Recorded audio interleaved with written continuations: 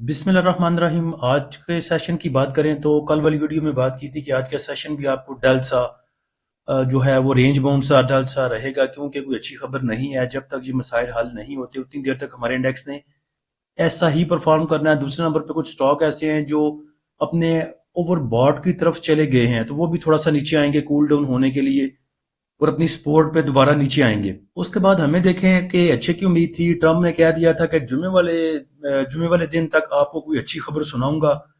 उस चवल ने अच्छी खबर तो नहीं सुनाई, कोई नवा कट्टा खोल दिया उसने। अब नया कट्टा ट्रंप ने ये खोला है कि ट्रंप का बयान था अमेरिकी बहरिया को तमाम ईरानी कश्तियों पर हमला करने का हुक्म दे दिया है। और उसका मानना यह है कि नीचे छोटी जो छोटा टिकर लगा हुआ है वो ये है कि ईरान की छोटी कश्तियां अपनाए हुर्मुज में बारूदी सुरंगें बिछा रही हैं।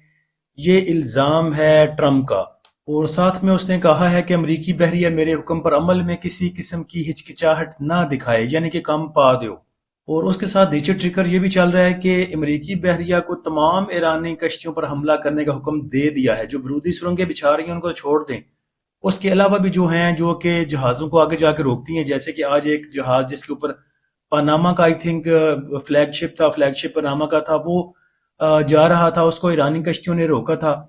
तो मेरे ख्याल से ट्रम्प का मकसद ये भी है कि वैसी कश्तियां जो आपको नजर आती हैं उनको भी आप निशाना बना सकते हैं। उसके साथ ट्रम्प का ये बयान था अपनी बहरिया को कि बारूदी सुरंगें साफ करने के अमल में 3 गुना तेजी लाई जाए। तो हम तो अच्छे की उम्मीद लगा के बैठे हुए थे कि जुम्मे वाले दिन में कोई अच्छी खबर मिलेगी। तो जैसे आपको पीछे बताया था कि ट्रम्प का कोई पता नहीं चलता, एक की टांग पे खड़े हो कि एक ही जगह पे एक ही टांग पे खड़े हो के वो तीन तीन बयानात दाग देता है।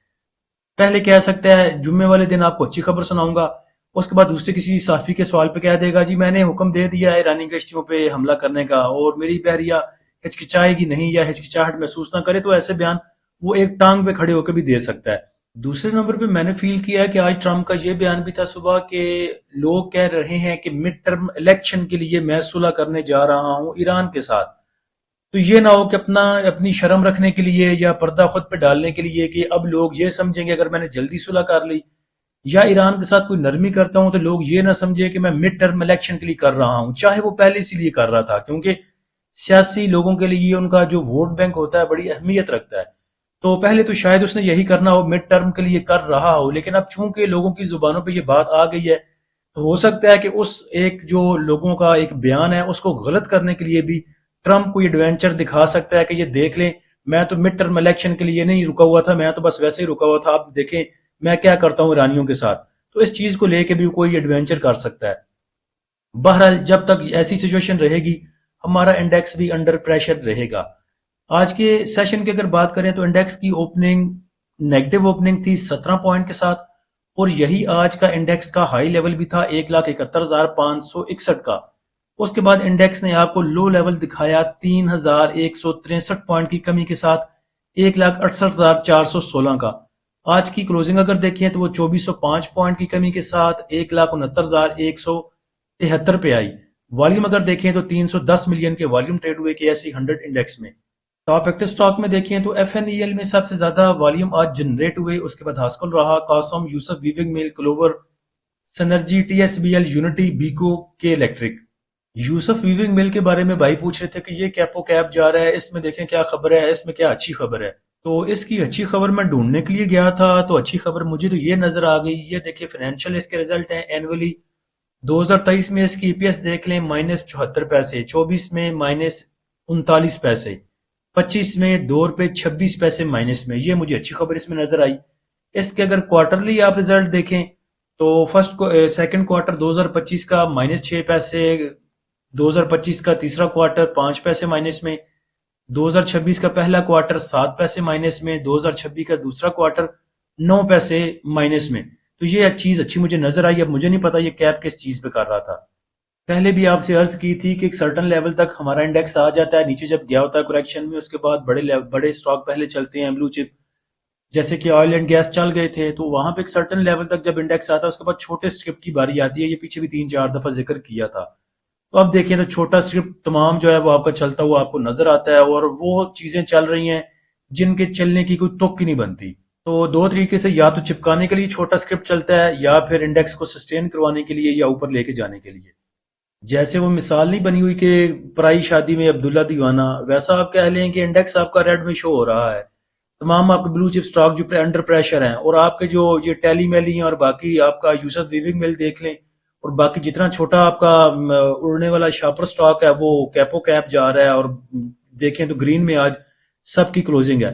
اس کے بعد مارکیٹ سمری اگر دیکھیں تو ایڈوانس کمپنیاں 164 رہیں، ڈکلائنر 286 رہیں، ان چینج 114 رہی۔ نمبر آف ٹریڈ کی بات کریں تو 4,57,000 ویلیو اگر دیکھیے تو 30,84 کروڑ کی رہی، اور والیوم 1,321 ملین کے ٹریڈ ہوئے۔ سیکٹر وائز پوزیشن دیکھیں ٹاپ پوائنٹ کنٹریبیوٹر میں تو پازیٹیو سائڈ پہ تو چیز نظر کوئی نہیں آتی، نیگیٹو سائڈ پہ دیکھیں تو کمرشل بینکس نے سب سے زیادہ پوائنٹ لوز کیے، اس کے بعد فرٹیلائزر سیکٹر رہا، آئل اینڈ گیس، ایکسپلوریشن کمپنیاں، سیمنٹ سیکٹر۔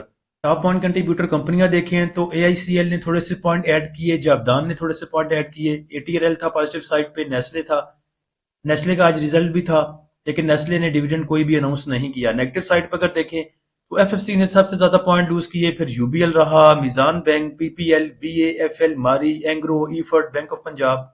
آج کے سیشن کا فی پی لی پی دیکھیں تو اداروں نے سیلنگ کی اور سارا ہونج کونج کے لے گیا آپ کا انڈیویجولز، تقریباً $11 ملین کی آج بائنگ ہے انڈیویجولز کی۔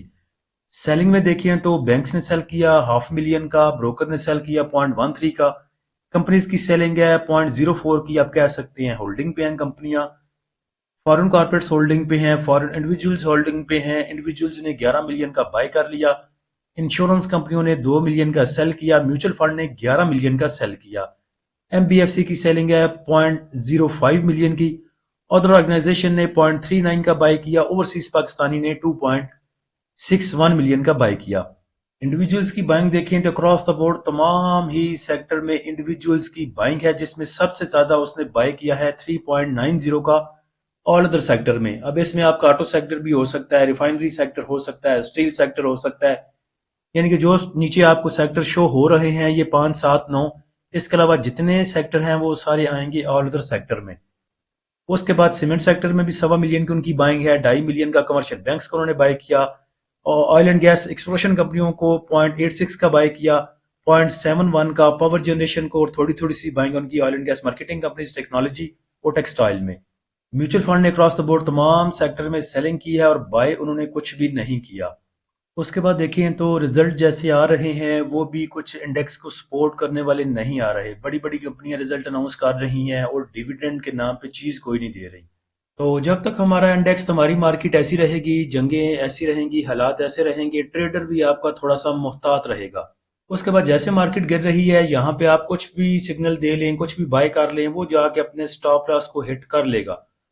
سو تھوڑا سا محتاط رویہ رکھنے کی ضرورت ہے۔ جب اچھی خبر آ جائے گی تو انشاءاللہ جب مارکیٹ چل بھی گئی، 3,000 4,000 پوائنٹ گین اس نے کر بھی لیے، تب بھی چیزیں ایسی جگہ پہ ہوں گی جو آپ کو موو دینے والی ہوں گی، وہاں پہ بھی چیزیں لی جا سکتی ہیں۔ تو انشاءاللہ ویسے کوئی سچویشن بنی تو پریمیم والے گروپ میں شیئر، پریمیم گروپ کو جوائن کرنے کے لیے آپ نیچے دیے گئے واٹس ایپ نمبر پر رابطہ کر سکتے ہیں، فری گروپ کو جوائن کرنے کے لیے لنک نیچے ڈسکرپشن میں دے دیا ہے۔ اللہ ہم سب کا اور اس ملک کا حامی و ناصر ہو، اجازت دیجیے، اللہ حافظ۔